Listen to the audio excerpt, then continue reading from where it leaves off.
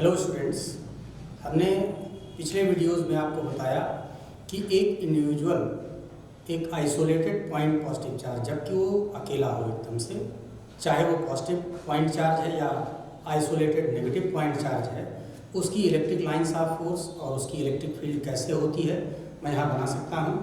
आज हम देखेंगे कि अगर दोनों आइसोलेटेड चार्जेज एक दूसरे के क्लोज एक फाइनाइट डिस्टेंस r पर पुट कर दिए जाएं, तब उनकी इलेक्ट्रिक फील्ड या उनकी इलेक्ट्रिक लाइंस ऑफ फोर्स किस तरह से लेंथ में कॉन्स्ट्रिक्ट हो जाती है, ये मैं आपको डिस्कस करूंगा। पहले आप जानते हैं कि यहाँ पर अगर एक पॉइंट पॉजिटिव चार्ज है और यहाँ पर एक आइसोलेटेड चार्ज है, तो इसकी इलेक्ट्रिक लाइंस यहाँ से स्टार्ट करके इनफाइनाइट तक स्ट्रेट पाथ फॉलो करती है, इनफाइनाइट ये टर्मिनेट होती है। और इसी तरह से अगर एक आइसोलेटेड नेगेटिव चार्ज होता माइनस क्यू, इसके आसपास कोई दूसरा चार्ज न होता, तो इसकी इलेक्ट्रिक लाइंस ऑफ फोर्स हमने आपको बताया था कि ये इनफाइनाइट से ओरिजिनेट करके इस चार्ज पर टर्मिनेट करती हैं। ये पहले ही मैं बता चुका हूं आपको।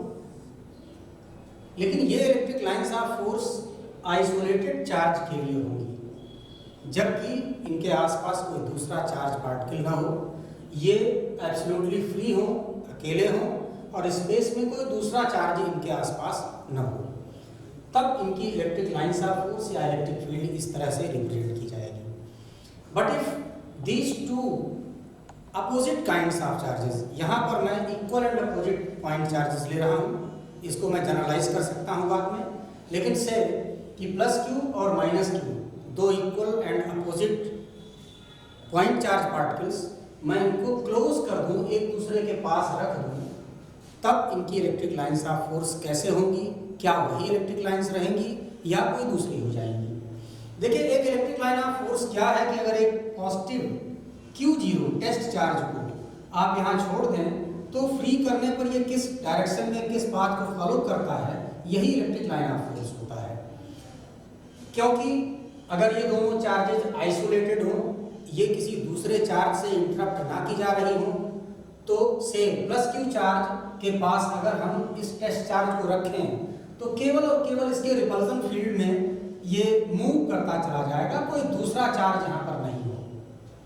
अब मान लिया जाए कि ये दूसरा चार्ज भी हमने इससे फाइनाइट डिस्टेंस r पर रख दिया हो, यहाँ पर ये सिचुएटेड हो, और ये पॉइंट चार्ज से मोशन करता हुआ मान लिया यहाँ पर आया हो, एक इंस्टेंट t पर यहाँ पर ये हो, तो दिस पॉजिटिव सोर्स चार्ज ये इसको यहाँ रिपेल करेगा and this negative charge would attract inwards to this positive test charge Q0। As a result, इस पॉइंट पर जबकि ये अकेला होता, ये रिपेल कर रहा होता, ये टेस्ट चार्ज इस तरफ जा रहा होता, अब यहाँ पर इसके पास एक दूसरा नेगेटिव पॉइंट चार्ज सोर्स के रूप में अगर यहाँ रख दिया गया है, तो ये इस टेस्ट चार्ज पर अपनी फील्ड के कारण एक अट्रैक्टिव फोर्स एक्सर्ट करेगा। मान लिया ये चार्ज 1 हम कहते हैं, इसको हम चार्ज 2 कहते हैं, इसके कारण फोर्स F1 हो गया और इसके कारण फोर्स F2 हो गया। This force is repulsive due to positive charge and this force is attractive due to negative charge। अब इस टेस्ट चार्ज पर एक साथ दो फोर्सेस काम कर रही हैं, तो प्रिंसिपल ऑफ सुपरपोजिशन से इन दोनों का जो रिजल्टिंग फोर्स होगा वो रिजल्टेंट लेना पड़ेगा। इस तरह से रिजल्टिंग फोर्स ना तो इस डायरेक्शन में होगा ना ही इस डायरेक्शन में होगा। अब यहाँ पर ये टेस्ट चार्ज टर्न कर जाएगा और टर्न करके से यहाँ पर आया, तो अब इसका रिपल्सन और इसका अट्रैक्शन बढ़ गया, फिर रिजल्टेंट वेक्टर इस तरह से टर्न करता जाता है। At last this isolated charge सीधे ना जाकर यहाँ से स्टार्ट करके अपने पाथ को टिल्ट पाता है, मुड़ते मुड़ते ये इस नेगेटिव चार्ज में जाके मर्ज करता है। सो स्टूडेंट्स, आपको समझने की बात है कि अगर ये दोनों चार्जेस आइसोलेटेड होते, अलग अलग और अकेले होते, तो इसकी जो इलेक्ट्रिक लाइन ऑफ फोर्स इस तरफ यहाँ से शुरू होकर इनफाइनाइट पर टर्मिनेट कर रही थी, या इस पॉइंट नेगेटिव चार्ज की इलेक्ट्रिक लाइन ऑफ फोर्स जो इनफाइनाइट से यहाँ पर आ रही थी, अब this electric line of force no longer remain straight और no longer it will move up to infinite, rather it will turn towards the negative charge. और इस तरह से जितनी भी इलेक्ट्रिक लाइंस ऑफ फोर्स है वो टर्न, ये पाथ टर्न करके यहाँ पर आएगा।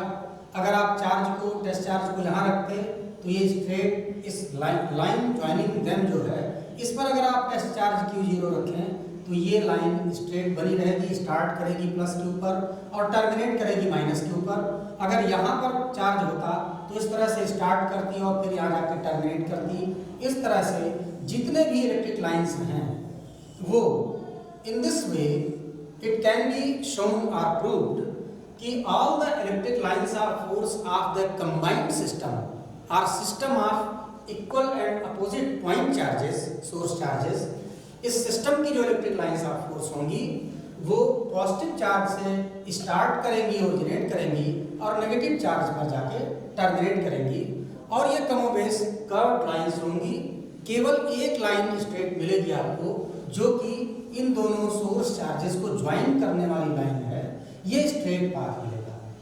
अब मैं इसी डायग्राम को यहाँ पर बना सकता हूँ, आप भी स्केच करेंगे कि all the electric lines of force for a set of negative and positive source charges kept at certain distance, इनकी जो इलेक्ट्रिक लाइंस ऑफ फोर्स होगी वो पॉजिटिव चार्ज से स्टार्ट होती है और नेगेटिव चार्ज पर टर्मिनेट करती है। So this is the central line.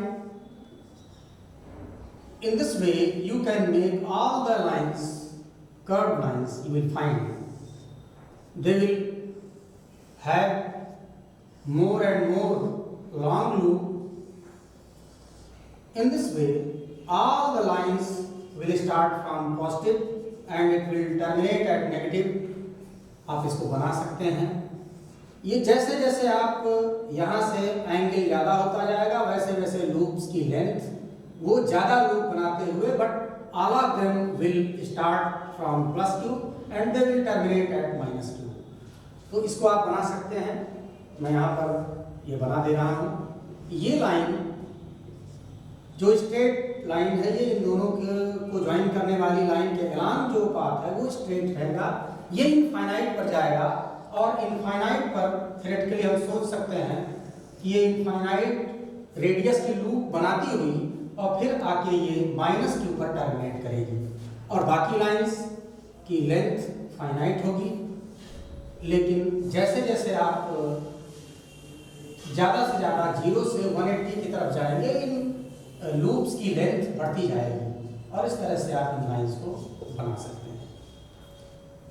We can conclude कि electric lines of force of individual isolated point charges, जो हर एक लाइन इनफाइनाइट लेंथ में थी, स्टार्ट कर रही थी चार्ज से और टर्मिनेट कर रही थी इनफाइनाइट पर, या इनफाइनाइट से स्टार्ट करके टर्मिनेट कर रही थी माइनस Q चार्ज पर, जब इन दोनों चार्जेस को एक साथ रख दिया जाता है एट डिस्टेंस r, तो इनकी इलेक्ट्रिक लाइंस ऑफ फोर्स की लेंथ कम हो जाती है।